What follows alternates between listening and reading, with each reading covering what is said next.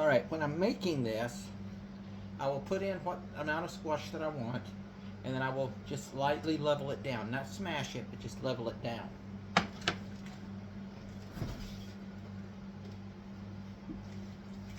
I will then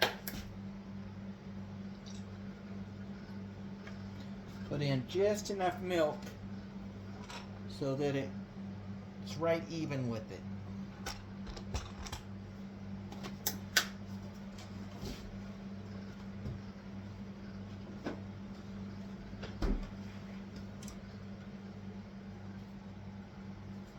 I'll add my salt and pepper.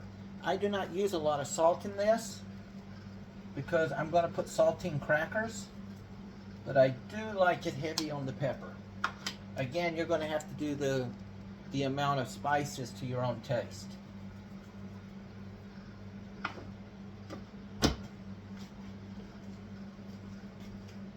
Since the squash is already cooked, all I have to do is bring this up to almost a boil. Remember, it does not take milk long to boil. And if you don't keep it stirred, it will scorch on you. I could, instead, just put this into a microwavable bowl and microwave it. I do this by habit, I'm not sure why.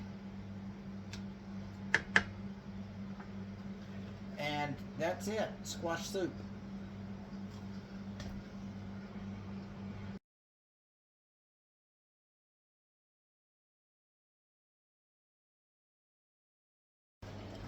Okay, today we're making a basic squash soup.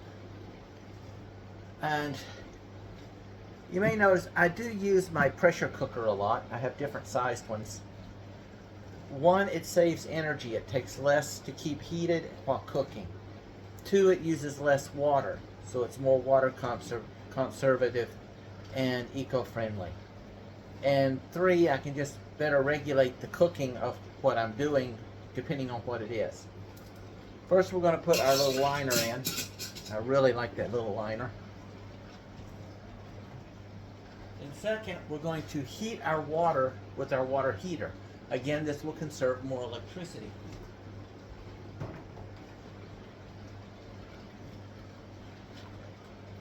While that's going on, we'll get our cutting board.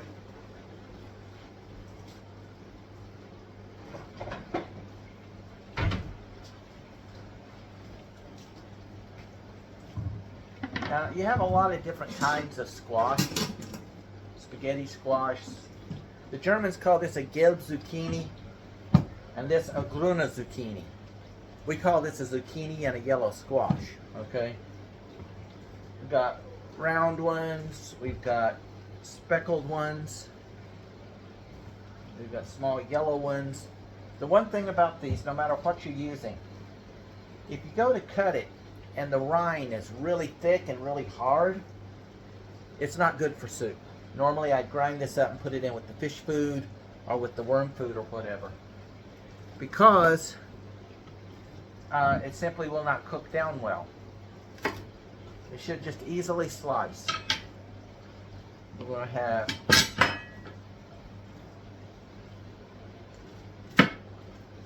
slice up our two ends.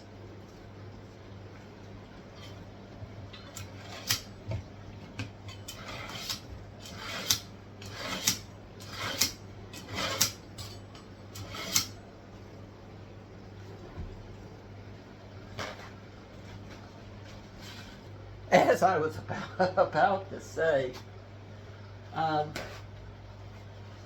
be careful. Always clean your knife after sharpening, but be careful because this is the most likely time when you're going to cut yourself. All right, it does happen. All it takes is one moment of distraction. I looked away from my hand up at the camera, and it got me. That cost me.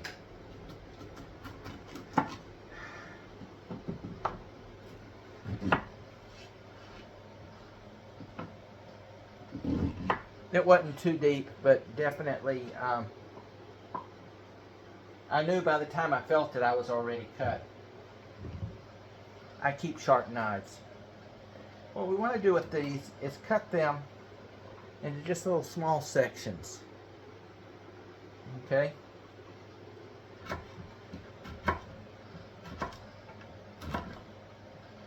The larger the section that you go, the thinner you want it to be. We want a complete, thorough cook. Let me get this done and I'll get back. The thing about a sharp knife is most people go, well, if I've got a dull knife, I won't cut myself. And this is simply not true. A dull knife leaves a more jagged cut, which gives more exposure for bacteria and so on, which raises the chance of infection. And also it will not heal as cleanly nor with less scarring. You'll notice when I'm cutting this, what I'm doing is my fingers are curled back. The knife blade is coming here. If you have your fingers out, you're going to cut your fingers off. There's plenty of YouTube things on how to properly hold and use a knife.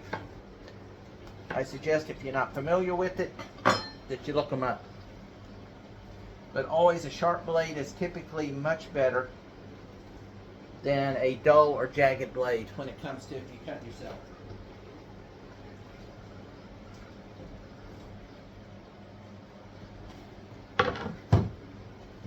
So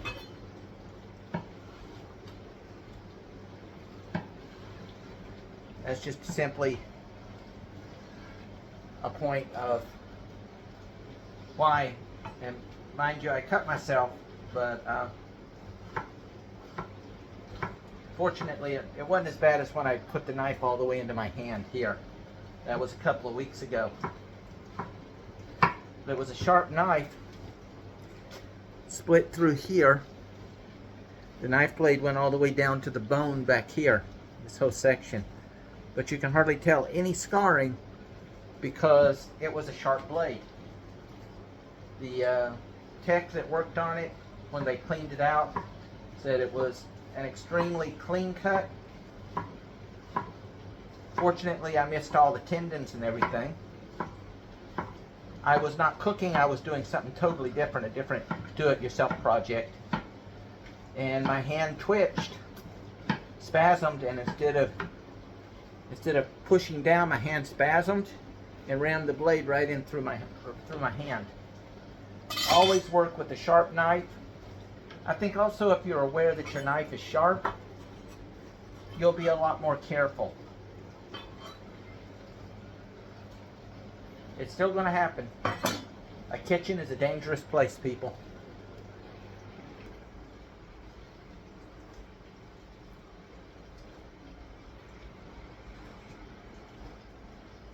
So, to fill this entire thing, I will only use about 2 cups of water. Compared to if I was boiling it, I'd have to use 6, 8 cups of water.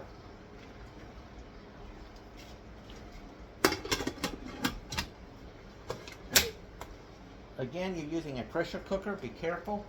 Do not open this till the pressure is released.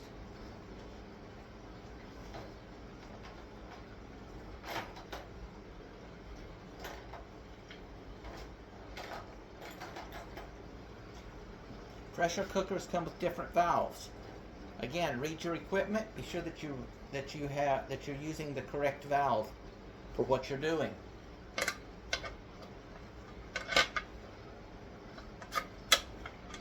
If you don't, you're going to have problems.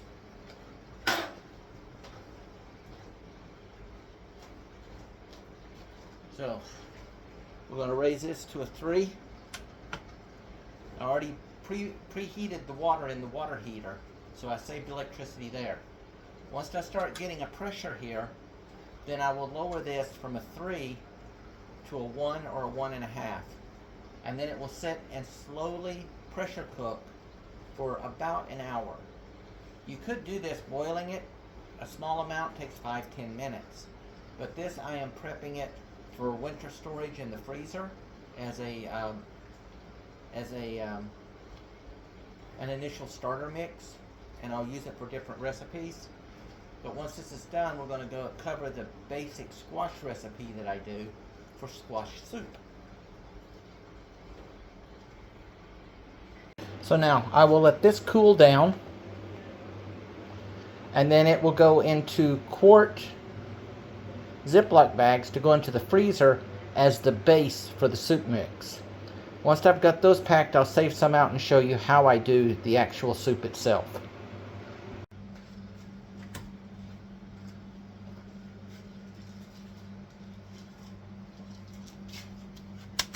I pre-measure, mark it cooked squash. This way I know it's already prepared. This goes into the freezer. Because it's already cooked and it's mushy, I'm not worried about freezer damage. It lays nice and flat, so it's easy to put into the freezer. When it freezes, it's nice, it sits there.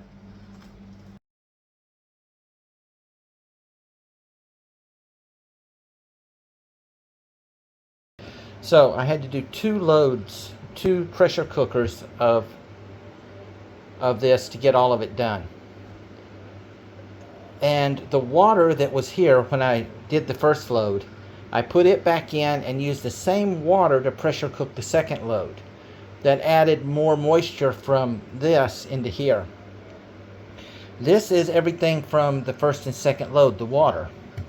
Now instead of throwing that away, what I'm doing is we have basically old bread that we save. The Germans do this twice a week. They go to the local bakery to get their bread. And this is leftover bread. We got a couple of, my wife was trying to do flatbread. That didn't work out too well. Sometimes we have like cooking competitions, I guess. But her flatbread came out flat, but not, shall we say, as expected. But then I'll take this water, which has all these nutrients and stuff in it, and I will soak the bread in there. That bread, once it's soaked, gets broken all up, and then will go into a feeder bowl and go out to the ducks and the geese. So even the water is not thrown away. It's reused. It's been reused twice now. Once to do the second cooking, and then a second time that it will soak up everything and then go out to the ducks and the geese for food. Again, as much conservation as possible.